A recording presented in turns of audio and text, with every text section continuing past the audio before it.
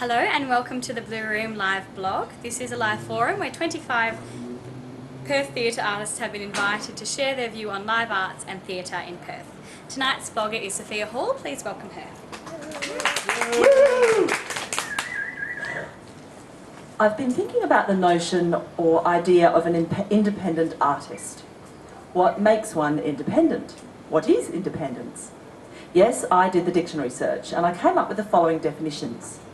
Not controlled by another, able to function by self, not looking to others for one's opinions or for guidance in conduct, self-supporting, showing confidence in self, an independent thinker, done without obstruction, carried out or operating without interference or influence from interested parties, somebody or something unaffected by others, somebody politically unaffiliated. Sometimes hard to imagine true independence. If we look at the challenges and frustrations that surround us as independent artists, and a number of my fellow live bloggers have spoken passionately and articulately, humorously even, about these, it seems that we're vigorously bound and constricted by a barrage of limits and hoops and lack of possibilities. But are we really? I have to confess, and here's my secret for tawdry heartburn, that I'm an indulgently glass half full person. Wherever there is a problem, I like looking for the solution. Whenever it seems that there isn't a way, I take an almost unhealthy pleasure in finding a way. And this has been my key to my practice and existence as an independent artist. So what has been my journey of independence? What do I see as my role, if any, as an independent theatre artist? What are the considerations and inspirations? It may be clear that I'm heading in quite a personal direction here, but I hesitate for speaking for or about other artists. I barely managed to map out my own journey through these discoveries, let alone pretend to know what might be true for others, or best for others, or even about others than myself. Maybe best for me to wind back a few years. Having worked as an actor consistently for 12 years or so, I reached a juncture where suddenly the opportunities slowed. This happens to us all at various points. Maybe it was my age, some say it happens at a certain age. Maybe I was just less interesting as a performer. Maybe. The questioning and mind torturing can take up hours of our time, and I have it on good authority that I may not be alone in this. By accident, I met Humphrey Bauer in an audition. We didn't get the parts, but we got each other. And on the basis of this meeting, a conversation began which formed the foundation for an 8-year working relationship, the independent company Last Seen Imagining, and 7 independent productions. Some were works I will be proud of forever, some were ambitious failures. Some were funded by state or federal government, one was umbrellaed. Most were performed in the heartland of independent theatre, the Blue Room and Rechabites Hall. One was part of the International Arts Festival. Relationships with designers, composers, photographers and performers were formed that will be life-lasting and inspirational. The conversations about theatre, narrative, our stories, form, audience were rich and fascinating. Yes, we struggled with funding applications and acquittals, dancing through tiny hoops time and time again for little pots of cash. Yes, we negotiated partnerships that took time and energy to provide any fruit. Yes, we faced reviews that were cruel and ill-considered. Yes, we performed to packed houses and tiny houses. All that. But without that funding, we couldn't really have made some of those works at all. Not even a stripped-back version. I mean, these were stripped back anyway, just not at all. Without those partnerships, we wouldn't have had the opportunities to challenge and back our own ideas and ideals in conversations that were both considered and nurturing, generous and realistic. Without those cruel reviews, we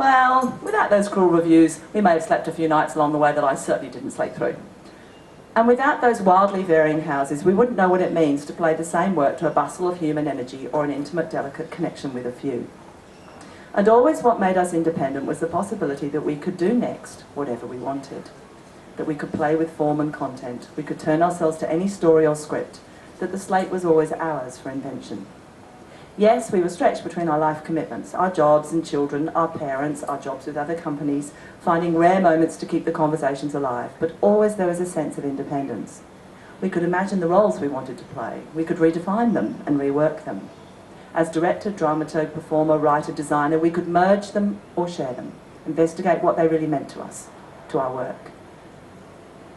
With this bountifully productive relationship coming to its eventual and natural conclusion in 2007, I could sense that my frustrations and struggles alluded to above would only return. I was heading back towards self-doubt and a glass that was less than half full.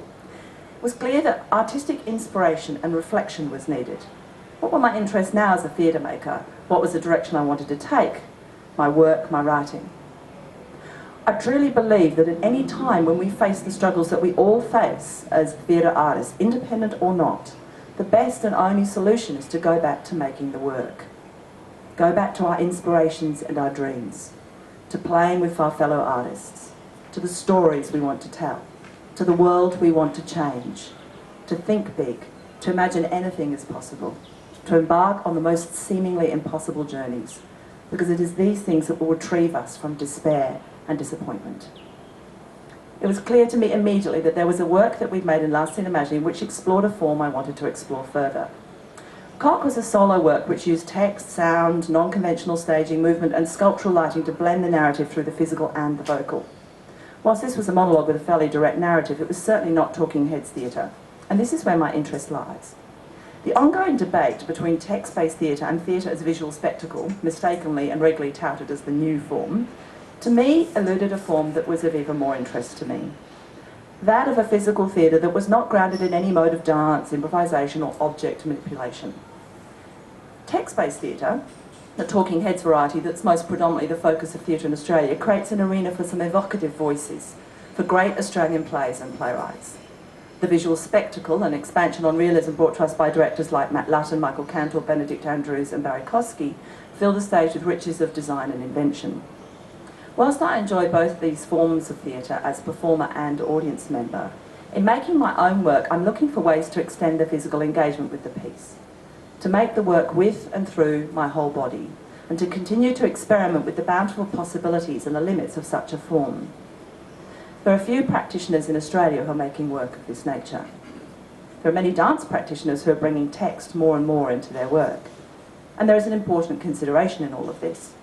By bringing text into a work performed by dancers, it must be remembered that they are not actors. They are dancers performing text. In parallel, when I use my body in performance, it's not as a dancer, for I'm certainly not one, and I'm too old and too stiff to learn now. So, I invested my life savings and headed away to Europe and the US, namely Berlin and New York, to see theatre, research theatre, immerse myself in theatre, and to discover what limits were being explored in these theatre worlds. Was it also talking heads or visual spectacle? Where were the bodies of their performers in the mix? In Berlin in particular, there are companies such as Schaubühne that are forging new blends of realism, with an ensemble of actors who are adept at fueling the work with the physical. Even when they perform a purely text-based work in a more conventional staging, their awareness of their body in space is apparent. But I wanted to go further. So I've started this investigation through making a new work. It may never see the light of day. I'm starting with a lot of what I know I want it to be, a lot of what I know I want it not to be, with a team of co-conspirators who will be vigorous and rigorous in holding me to task, sharpening my ideas, and with allowing myself time to make it a work that I'm happy with, that forges new ground for me as a performer. And it is that focus on making the work, that tilts me away from the abundant problems and challenges towards a world of excitement, of who knows what, of who knows how, a glass that is certainly brimming with possibility. So this has been and is my life as an independent artist, and I wouldn't have it any other way.